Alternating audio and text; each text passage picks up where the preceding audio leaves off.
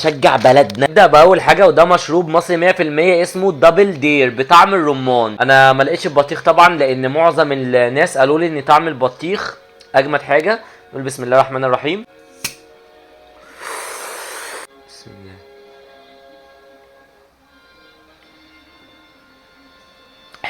شغالة شغالة. بصوا انتوا الأول هتحسوا طعمها دوا، بس لما بقى تبتدوا تشربوها واحدة واحدة كده وتخلصوها لحد الآخر، لا طعمها جامد الصراحة. المصري يكسب.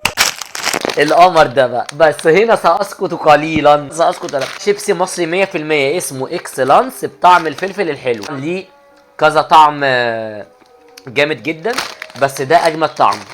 فانت لو هتجيب ده هات بطعم الفلفل الحلو. بصوا الريحه، بصوا الريحه.